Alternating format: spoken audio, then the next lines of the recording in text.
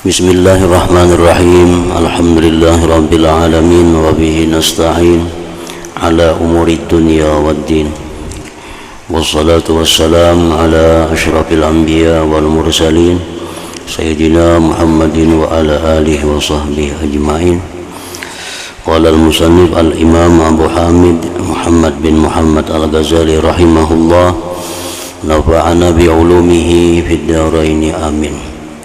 Wa ruwiya anna Hudzaifah bin al-Yaman qala li Ibn Mas'ud wa huwa lamma bihi min akhiril lail kum fanzur ayya sa'atin hi. Faqama Ibn Mas'ud thumma jaa'a faqala qad tala'atil hamra faqala Hudzaifah a'udzu billah min sabahin ila an-nar. Wa dakhala Marwan ala Abi Hurairah qala Marwan Allahumma khaffif anhu faqala Abu Hurairah Allahumma shdud. Thumma baka Abu Hurairah wa qala wallah ma abki huznan ala dunya wala jaza'an al min firaqikum walakin antaziru ihdal bushrayain min rabbi bi jannatin am binar. Wa ruwiya bil hadis anin nabi sallallahu alaihi wasallam annahu qala inna Allah idza radiya an 'abdin qala ya malakal maut idhhab ila fulan fa'atini bi ruhi li uriha hasbi min amalihi qad balawtuhu wa wajadtuhu haitsu uhib. Fayanzilu malakul maut wa ma'ahu 500 minal malaika wa ma'ahum qudbanur raihan wa usuluz za'faran kullu wahidin minhum yubashshir bi bisyaratin siwa bisyarati sahibihi wa taqumul malaika saffain li khuruji ruhi ma'ahumur raihan fa idza nadhara ilaihim iblis wada'a yadahu ala ra'si thumma sarakh qala fayaqulu lahu junuduhu ma laka ya sayyidana fayaqul amma tarawna ma utiya hadzal 'abdu minal karamah aina kuntum min hadza qalu qad jahadna fihi fa kana ma'suma ila akhirih. Arti perkataan Imam Al-Ghazali rahimahullah wa nafa'ana bi ulumi, diriwayatkan bahwasanya Hudzaifah ibn al-Yaman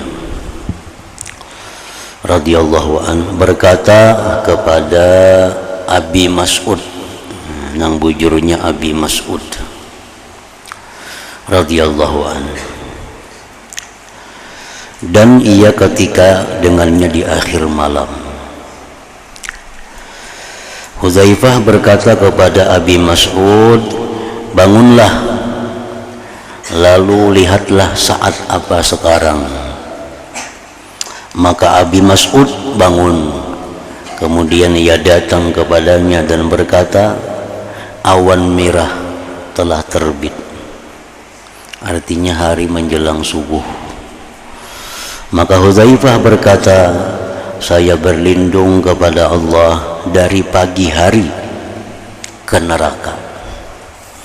Artinya saya berlindung kepada Allah mati di pagi hari ini masuk ke dalam neraka. Itu artinya. Nah, ini kisah Hudzaifah al-Yamani. Begitu takutnya beliau menghadapi kematian,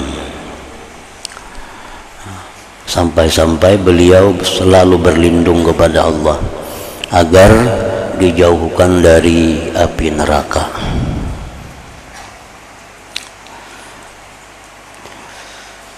Padahal Hudzaifah al-Yamani ini termasuk sahabiyun jalil, termasuk sahabat yang besar, yang digelar dengan sahibu sirri Rasulullah sallallahu alaihi wasallam, yang digelar dengan sahabat yang mempunyai rahasia Rasulullah, Hudzaifah al-Yamani. Dan Hudzaifah ini diberi keistimewaan bisa mengetahui hati seseorang yang mukmin dan yang munafik.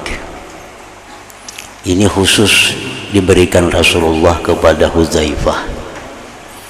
Nah, kan di Madinah itu banyak orang munafik. Di Madinah banyak orang-orang yang pura-pura Islam untuk menyelamatkan diri, keluarga, hartanya, lalu pura-pura Islam.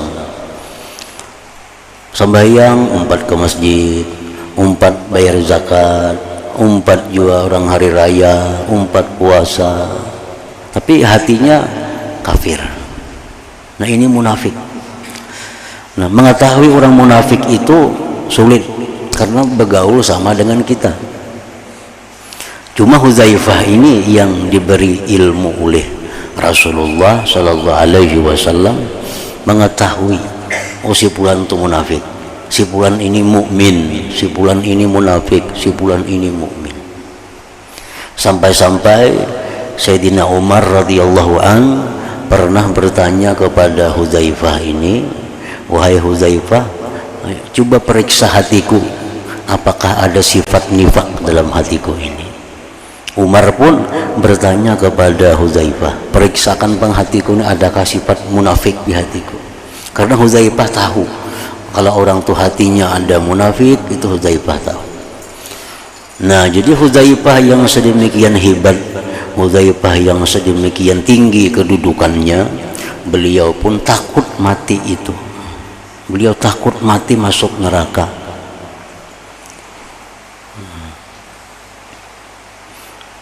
Jadi mestinya orang-orang yang macam kita tentu lebih takut lagi mestinya. Orang macam Hudzaifah itu ketakutan mati masuk neraka, padahal orang yang hidup semasa dengan Rasulullah, orang yang diberi kepercayaan oleh Rasulullah, tetap takutan mati kalau masuk neraka. Jadi kita nang jauh lawan Rasulullah, kada punya keistimewaan apa-apa diberi Rasulullah. Nah, mestinya lebih takut lagi dari Hudzaifah terhadap mati dimasukkan ke dalam neraka itu. Dan sudah menjadi sebuah rumus dari Rasulullah, barang siapa yang takut matinya itu masuk neraka, barang siapa yang takut matinya itu disiksa, maka dia akan selamat di sana. Barang siapa yang dalam dunia ini merasa aman dari neraka, merasa aman dari siksa, nah ini orang bakal ke neraka dah. Ini orang calon penduduk neraka. Nah, jadi bila hati kita takut masuk neraka, hati kita takut diazab Allah, itu tanda kita selamat. Bila hati kita kada hirau itu, bila hati kita kada risau itu, tanda kita bakal jadi penduduk neraka. Nah, sebab kalau kita takut dengan masuk neraka itu, kita selalu menjaga diri dari maksiat, menjaga diri dari hal-hal yang dimurkai Allah. Karena takutan, banyak berdoa mudahan selamat dari neraka, banyak berdoa mudahan husnul khatimah. Nah, ini alamat-alamat orang yang ahli surga. Kalau kada menghiraukan dengan neraka, lalu perbuatannya ini kada tak kontrol, berdoa supaya jangan masuk neraka itu bilang kada ada berdoa, paling berdoa umpat orang aruh aja. Ada orang aruh berdoa selamat, terbuat selamatkan dari neraka aja, amin. Paling itunya. Berdoa seorang kada bisa. Berdoa seorang kada bisa. Pemirsa berdoa tengah malam, ya Allah jauhkan hamba dari neraka, kada biasa. Nah, paling jauh 4 orang. Nah, kada hirau, kada takutan. Ini sudah alamat bakal masuk tuh ke sana. Nah, jadi Hudzaifah al-Yamani ini orang mulia, orang yang semasa dengan Rasulullah Sallallahu Alaihi Wasallam, makin takut dengan neraka, jelas menunjukkan bahwa beliau ini min ahlil jannah, beliau ini ahli surga itu.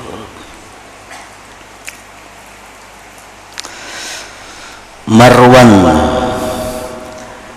salah seorang khalifah, masuk menghadap mailangi, artinya kepada Abu Hurairah radhiyallahu anhu.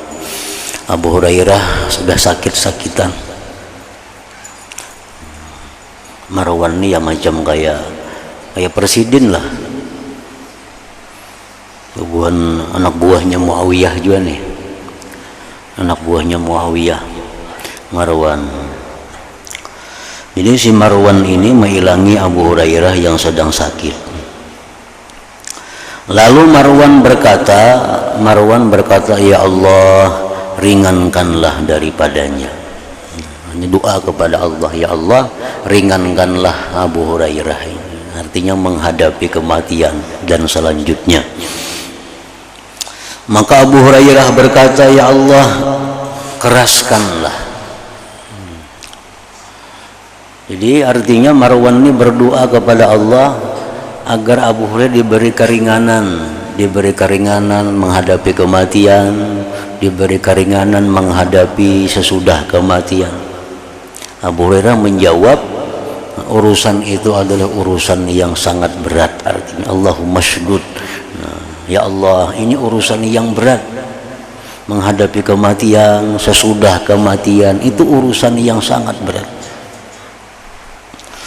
Kemudian Abu Hurairah menangis dan berkata, demi Allah, saya tidak menangis karena sedih atas dunia. Jawab Abu Hurairah, aku menangis bukan karena meninggalkan harta kada. Yang mana umumnya orang kaya itu menangis meninggalkan harta. Orang kaya itu menangisnya hendak mati. Ngapa nangisakannya? Banyak yang ditinggalkannya. Itu kalau orang kaya itu mati menangisnya. Kenapa menangis? Bukan takutan neraka kada. Banyak yang ditinggalkannya, motor berapa biji, rumah berapa biji, siapa kena menggenainya, siapa kena mendiami, itu yang ditangisakannya. Nah, Abu Hurairah menangis hendak mati. Udah segini aku menangis itu bukan karena sedih atas dunia, dan tidak karena susah daripada berpisah denganmu. Tetapi saya menangis ini menunggu salah satu dari dua kabar gembira. Kenapa aku menangis? Karena aku menunggu salah satu dua berita dari Tuhanku. Ada kalanya berita dengan surga atau dengan neraka. Nah, itu keputusannya yang ditunggu, yang maulah menangis itu. Ke surga kah masuknya, ke neraka kah masuknya, kada ada jelas. Kada jelas. Nah, sampai orang yang sekelas Abu Hurairah aja merasa kada jelas lagi mati kemana masuknya. Padahal Abu Hurairah ini orang yang dikenal dalam dunia Islam sebagai sahabat yang paling banyak merawikan hadis dari Rasulullah Sallallahu Alaihi Wasallam. Paling banyak hadis yang meriwayatkan dari Nabi itu Abu Hurairah. Dan itu tercatat dalam sejarah Islam. Artinya beliau ini paling banyak dapat ilmu dari Nabi, banyak mencatat ilmu dari Nabi. Nah, orang yang macam sidin pun masih kada ada juga kepastian ke mana matinya, ke surga atau ke neraka. Padahal orang-orang yang beriman, orang-orang yang beriman tuh, yang hidup semasa Nabi, yang sering ranjak melihat wajah Nabi dengan penuh cinta, yang sering melihat wajah Nabi dengan penuh hormat, yang sering bersama-sama Nabi, ini boleh dipastikan sudah ahli surga sudah sebenarnya. Orang-orang, jangankan orang itu, andai kata kita sekarang ini lah melihat Nabi yaqzatan pada waktu bangun, misal kita melihat Nabi nih, itu boleh sudah dikatakan bahwa kita ini termasuk ahli surga sebenarnya. Tetapi orang yang macam ini kayak Abu Hurairah, orang yang berapa tahun bergaul dengan Nabi, kemana Nabi umpat, makanya banyak dapat hadis Nabi. Sidin pun kadang merasa aja mati itu bakal ke surga, merasa kada tentu juga ke surga mati.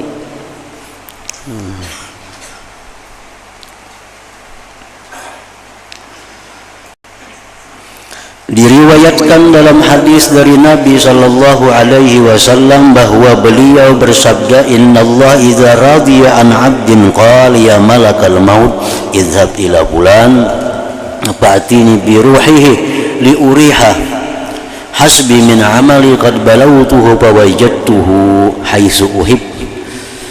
Fayanzilu malakul maut wa ma'ahu 500 minal malaikah wa ma'ahum qadbanur raihan wa usuluz za'faran kullu wahid minhum yubashshiruh bi bisyarati wa bisyarati sahibih wa taqumul malaikat saffain li khuruji ruhi ma'ahumur raihan fa idza nadhara ilaihim iblis wada'a yadahu ala ra'si summa sarakh qala fayaqulu lahu junuduhu ma lak ya sayyidana fayaqul ama tarawna ma'uti hadzal 'abdu min al-karama aina kuntum min hadza qalu qad jahadna bih fakana ma'suma. Artinya sesungguhnya Allah apabila ridha terhadap seorang hamba maka dia berfirman, wahai malaikat maut, pergilah kepada si fulan lalu bawalah ruhnya kepadaku agar aku menyenangkannya.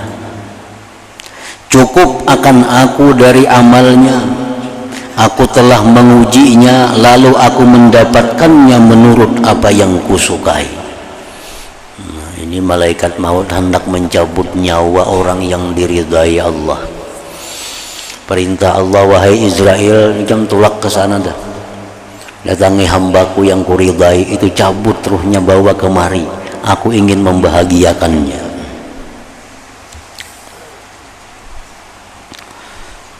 Maka malaikat maut turun dan bersamanya 500 malaikat dan bersama mereka batang-batang yang harum dan akar za'faran. Masing-masing dari mereka memberi kabar gembira kepadanya dan berita gembira selain berita gembira temannya. Malaikat berdiri dengan 2 saf untuk keluar rohnya yang bersama mereka bau-bau yang harum. Maka apabila iblis memandang kepada mereka, maka ia meletakkan tangannya di atas kepalanya, kemudian ia berteriak. Iblis kesal, iblis kecewa melihat ini hamba Allah begitu wafat disambut oleh ratusan malaikat dengan bau yang harum. Iblis berpicik kepala, meletakkan tangannya di atas kepalanya dan berteriak.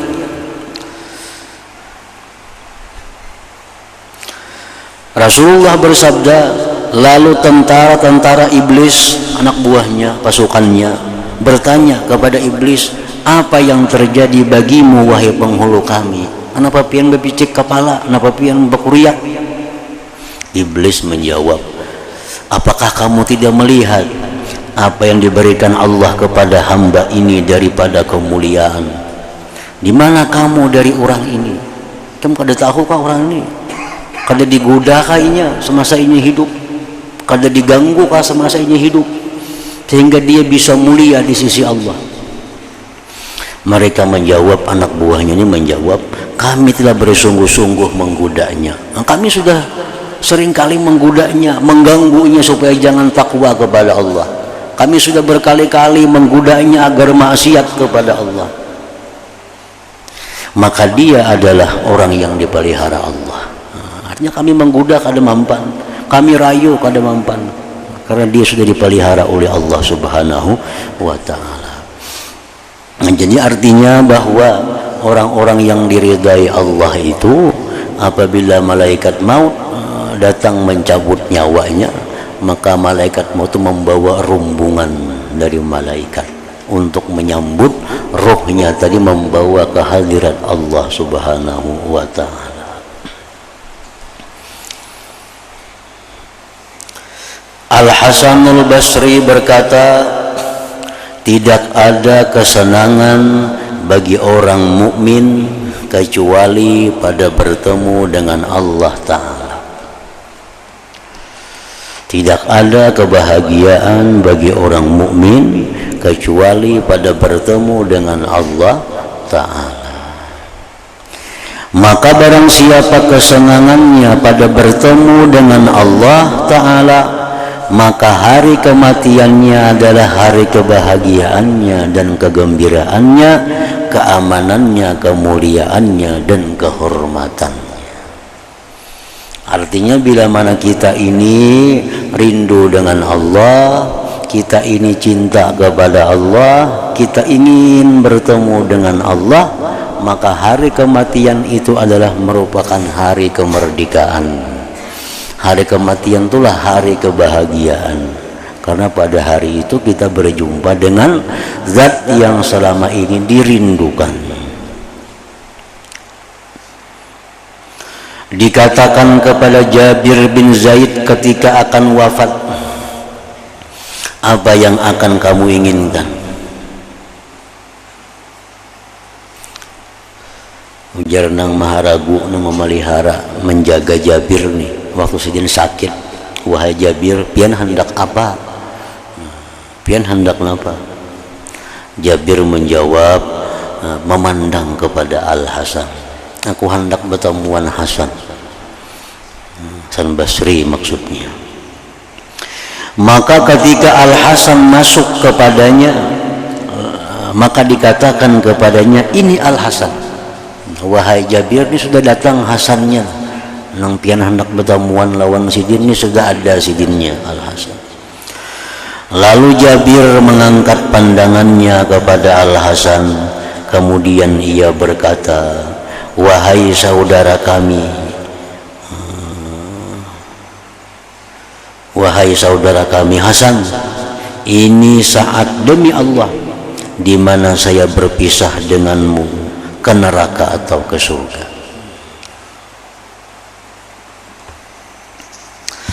Muhammad bin Wasi' berkata ketika akan meninggal dunia, wahai saudara kami, Alaikumussalam, ke neraka atau Allah memaafkan. Ke neraka atau Allah memaafkan. Sebagian mereka bercita-cita agar ia tetap dalam nazak pencabutan nyawa selama-lamanya dan tidak dibangkitkan bagi pahala maupun siksa. Jadi orang-orang salihin dahulu itu ada yang mengingini bahwa selama-lamanya dalam sakaratul maut kadang menghendaki dibangkit lagi di akhirat, karena takutan namun dibangkit tuh bisa-bisa ke neraka mati. Biar sudah macam ini salawasan dalam sakaratul maut saja.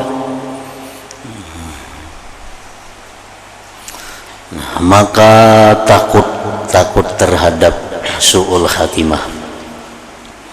Takut terhadap su'ul khatimah adalah memutung hati-hati orang yang ahli ma'rifah. Dan ia termasuk bencana yang besar ketika akan mati. Dan telah kami sebutkan pengertian su'ul khatimah. Dan sangat takutnya orang-orang yang ahli ma'rifah daripadanya dalam kitab Al-Khawf war Raja yang sudah kita bicarakan dulu.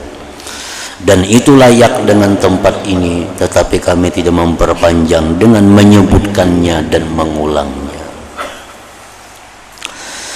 Penjelasan tentang keadaan-keadaan yang disunatkan bagi orang yang hampir mati.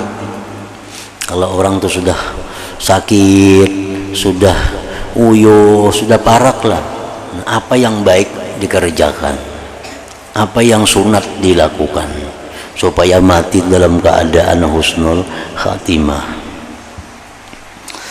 Ketahuilah bahwasanya yang disukai ketika mati dari rupa orang yang hampir mati adalah tenang dan diam. Dan dari lisannya adalah bahwa ia mengucapkan syahadat, dan dari hatinya adalah bahwa ia berbaik sangka kepada Allah Ta'ala. Nah itu paling bagus sudah hendak mati.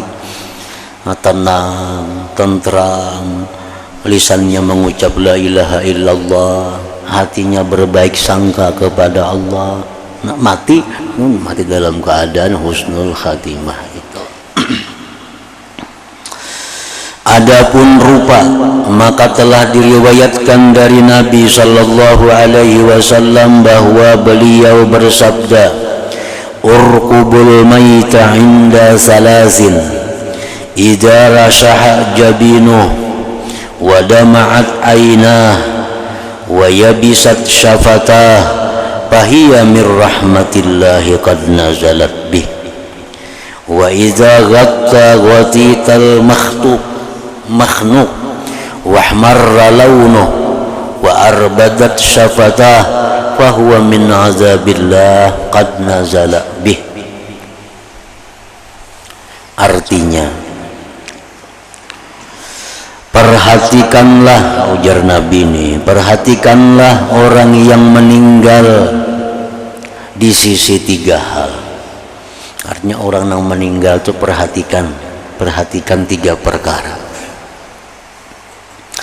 yaitu apabila dahinya berkeringat. Nah, orang mati itu begitunya meninggal dunia, sudah wafat, rohnya sudah keluar, dinyatakan mati, dahinya tuh bepaluhan, disebut ngarannya rashul jabin, ngarannya, dahinya bepaluhan. Kedua, matanya mengalir air mata, menangis. Dan kedua, bibirnya kering. Maka tiga hal itu adalah termasuk rahmat Allah yang turun kepadanya. Berarti orang ini mati dalam keadaan rahmat Allah. Ini nang mati bujur-bujur berpulang ke rahmatullah ngarannya. Dan apabila ia mendengkur seperti dengkurnya orang yang tercekik, warnanya, warna mukanya merah, dan kedua bibirnya pucat, maka tiga hal itu adalah termasuk siksaan Allah yang telah turun kepadanya. Berarti ia mati dalam keadaan sakit. Orang ini. Adapun kelancaran lidahnya dengan mengucapkan kalimat syahadat, maka itu adalah tanda kebaikan. Abu Sa'id Al-Khudri radhiyallahu anhu berkata, Rasulullah sallallahu alaihi wasallam bersabda, "Laqinu mautakum la ilaha illallah."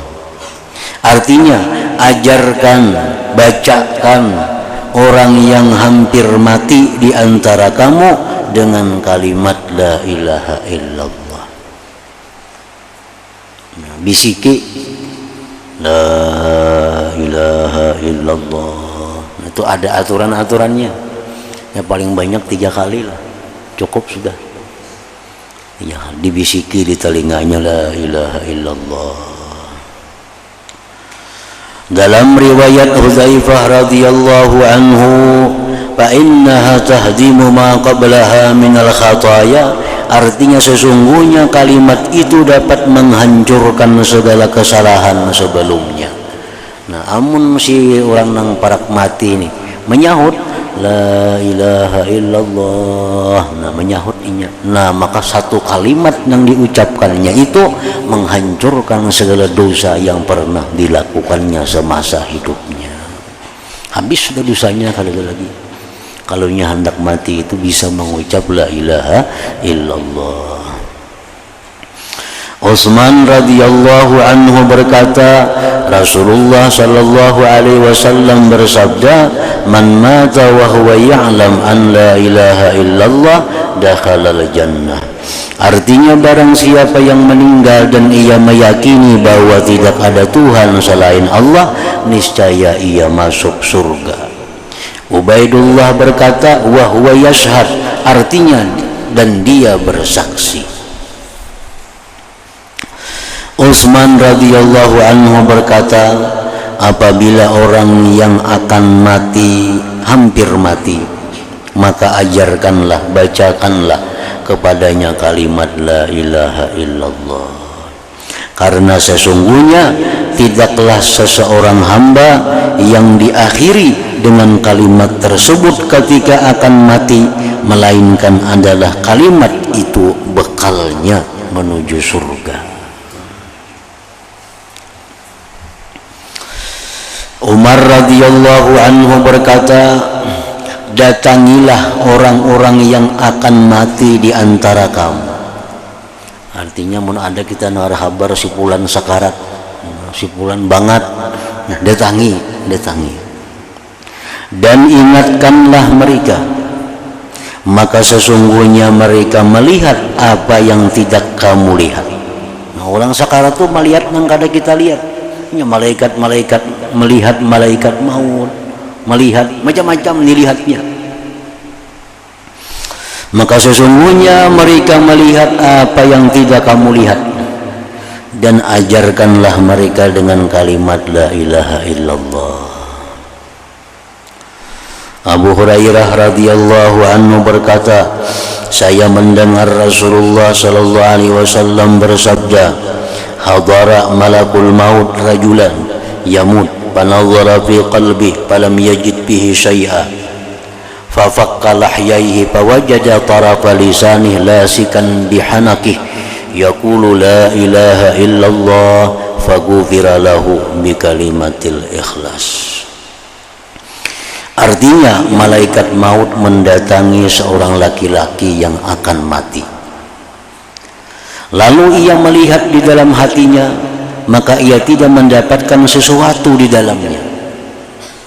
Lalu ia membuka kedua tulang dagunya, maka ia mendapatkan ujung lisannya menimpil dengan langit-langit mulutnya, seraya mengatakan la ilaha illallah. Maka diampuni baginya karena kalimat ikhlas itu.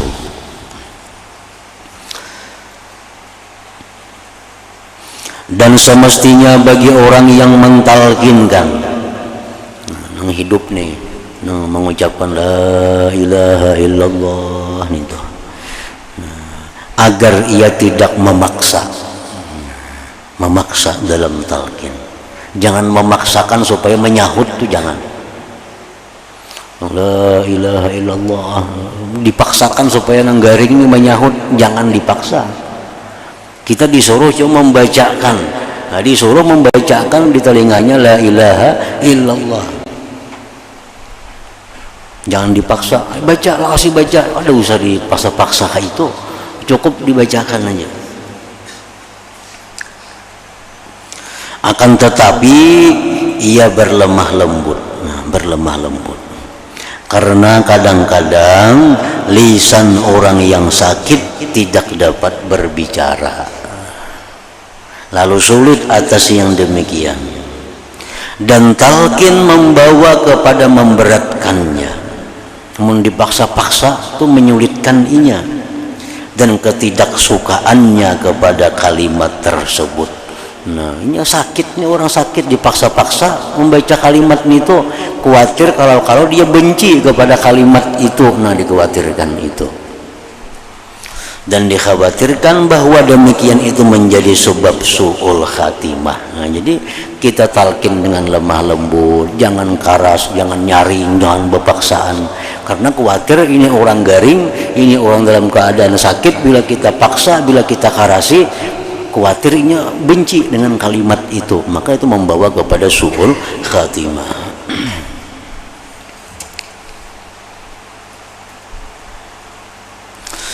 Hanya saja makna ini kalimat adalah bahwa seseorang mati dan tidak ada di dalam hatinya sesuatu selain Allah. Nah, itu orang yang mampu mengucapkan la ilaha illallah itu menunjukkan bahwa orang ini dalam hatinya tidak ada selain Allah. Ini sulit. Orang yang hatinya kosong daripada makhluk, orang yang hatinya kosong daripada dunia, itulah orang yang akan mampu mengucapkan la ilaha illallah di akhir hayat itu. Maka apabila tidak tersisa baginya sesuatu yang dicari selain Allah Al-Wahidul Haq, maka kedatangannya dengan kematian kepada yang dicintainya adalah puncak kenikmatan baginya.